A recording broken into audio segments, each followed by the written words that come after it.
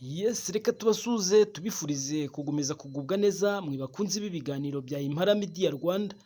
Uyu ni wo mwanya ngo tubagezeho inkuru y'abaturage bari gutabariza umukecuru batuye mu murenge wa Nyarugenge mu karere ka Bugesera, aho bavuga ko aba mu nzu idasakaye bitewe n'imvura yari irimo imiyaga myinshi byakuruye isenyuka ry'inzu yiwe, nubwo n'abandi baturage bahuye n'icyo kibazo ariko mu by'ukuri ngo bakaba bamutabariza. Byinshi kuri iyi nkuru reka tubikurikirane mu nkuru irambuye.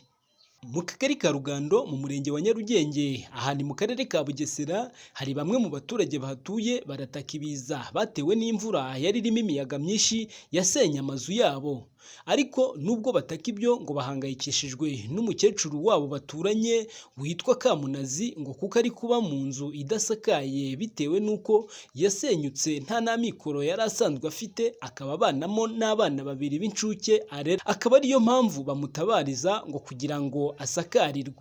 Mu gahinda kenshi uyu mukecuru Mukamunazi arasobanura iby'imibereho ye itoroshye abanamo n'izo ncuke, gusa avuga ko ibimubaho byose abyereka Imana. Icyumba cyo hepfo utwo tubiri nanone tw'inshuke turahari, umwe yiga ari mu wa mbere, akandi nako kari gasinze aho kagiye kiga muri deregerene. Mbese ubwubatsi kunyubakira nta kindi si iby'inda yanjye, kuko aho ngeze kure, uretse ko byose mbyereka Imana. Mumbabarire. Aha ngaha hari nijoro ngiye kumva numva imvura nyine, amazi atangiye kumenekaho hariya mu cyumba naberekaga, ngira ngo ni abajura yenda bakinguye akakoge. Nkinguye mpamagara uwo mwana nyine, ntabwo ibyacu byarangiye, turareba amabati hano turaheba, bwakeye tuyabona hariya hirya kuri kariya wese niho yari ari. N'imvura nyine n'umuyaga byazanye, ibyo ari byo byose zari saa 4 z'ijoro umunsi n'ejo bundi ku itariki 6, ni kuri 6 nsiga aha ngaha, ariko ndashima Imana kuko yansigiye ko ari iy'Imana. Mva mujye muyikorera. Hari umuyobozi gitifu yaragiye kuza kunyubakira, noneho haciye imyaka 3, ubwo noneho bamukuraho, yabajije sedo y'amazi ati ese n'uwo sedo nawe yavuyeho, ati aha ngaha imodoka yahakorera, undi ati yahakorera. Ubwo rero nyine bahise bamukuraho baramutwara, urumva. Ubwo rero kuva ubwo cyakora nanone uwo gitifu wundi uri hariya w'akagari nayo ntayimweretse.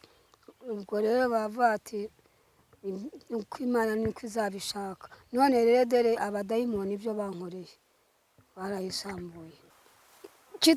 Mwana wa reka nkubwire, ni Satani. Ahubwo ndashima Imana, hari abo yasenyeye byagiye iroho hariya pe hatasigara na kamwe na kamwe. Muyikorere. Ni 3 nanjye wa 4. Umwe wakubakuru arara hano hepfo. Uyu mukecuru base kugira nk'uko twamufasha nk'ikintu tukifite tukamufungurira, sibyo?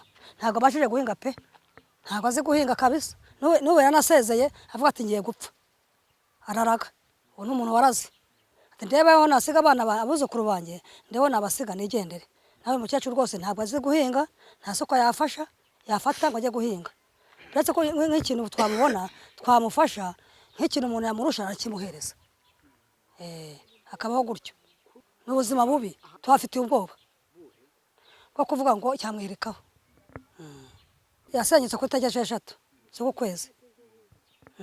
N'imvura nyinshi, natwe yaradusenya higa aha ngaha n'imvura areka, ariko si kimwe n'uyu nguyu, ntabwo ari kimwe n'uyu, ntabwo ari kimwe pe. Icyo nimutwaye bagamo rwose n'abana bakabamo bagateka bakarya bakaryama, ntaribi. Ikiriya kiza cyateye ejo bundi kumugurira amabati mukamwubakira rwose, no kuri kw'Imana. None se no kumwubakira rwose tukajya kutukomeza kwamwifashiza ntaribi. Byashwanyutse biti yenda mwakitanga ntiyajya mubura nk'umushoro. Ibyo nibyo ntazi, byako ndumva mudugudu yababizi. Mudugudu arabizi. Iki kiza hano hepfo nawe yaragiye. Ni nyinshi. Naho hepfo ugiye wareba ukumirwa. Bo mu ivumbi nuko. nta kigenda rwose mbona. Ariko rero umukecuru ababaje nimba n'abandi barakanyakanya baranagenda, ariko uyu nguyu we kiramutse kije no kumwirengaho hejuru ku mutwe. Njyewe impungenge mbona ni uko uyu mukecuru no mu mibereho ubona yuko n'ubundi yari akwiriye gufashwa bitewe n'iyi nzu yabagamo. Ubu ngubu noneho urabona bitewe n'iki kiza cy'imvura, urabona iyi mvura yongeye kugaruka, uyu mukecuru iyi nzu yahita imwitura hejuru. Ubwo rero mumugiriye ubufasha mwareba ukuntu mwamurebera amabati akaba yakubakirwa. No hasi irashaje, ureba inzu yashakiyemo ukareba ahantu igeze, ukareba n'imyaka afite ariyo akirimo, urabona yuko iyo nzu ishaje. Mbega mwamuha ubufasha bwo kuva hasi no kugeza no hejuru, cyakemuka bitewe n'uko yaba abonye kuba asusurutse. Ntabwo byaba bimeze nk'uko nguko aba aha ngaha uburyo hameze. Natwe turahungabana bitewe n'uko tuba tuvuga yuko iyi nzu yahita imwitura hejuru. Kaguraho iyi nzu irashaje, kandi uretse ko n'ejo bundi yaje imvura kuri esheshatu yaje ihura n'ubundi hari igihe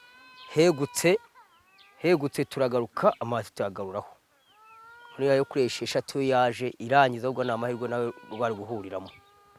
Nkaba mbona rero nkamwe bavugizi b'Abanyarwanda nkamuvuganira, kuko hano haca abayobozi benshi. Iyi nzu kandi n'ubundi imaze igihe iri ku manegeka. Ndibaza ko ubibona gutya, nta dirishya ntaki, ubona ko ari ibintu binasetana ku rembo rwo rujya mu kagari na hehe. Bakwiye kumuvuganira, leta igahaguruka agashaka ukuntu bamuvana mu manegeka, kuko ejo n'ejo bundi n'ubundi yaza ikajya gute ikamwirikaho tukumva indi nkuru mbi. Ntabwo ari we wenyine, ariko urebye niwe ubabaje kurenza abandi, kuko ni wa muntu reba imyaka afite za 40, ntiyashobora guhinga, ashaka guca umusiri, n'ukwicara aha ngaha. Noneho bamuhaye n'utwo twuzukuru twiwe, umuntu utishoboye kureba utwo twuzukuru.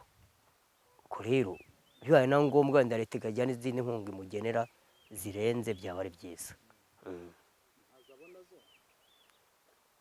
Wenda zabona simbizi, ariko ndumva ntazo rwose, kuko umuntu wese yabona inkunga akaba ari ahantu hameze nk'uko ntazo.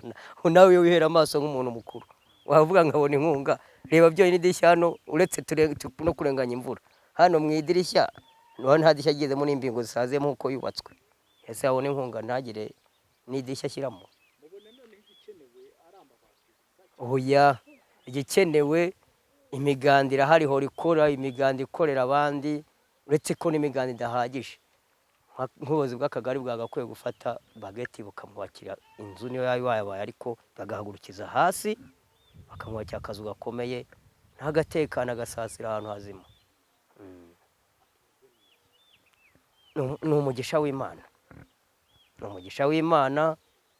Nkuko wenda afite akarima nk'aha ku rugo akagaha umuntu tugabane, kuko atabashe guhinga akarya twa tundi bagabanye na wa muntu.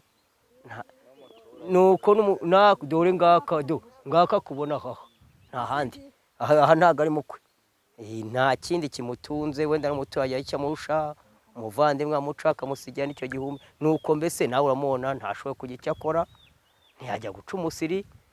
Nuko ni umugisha w'Imana gusa.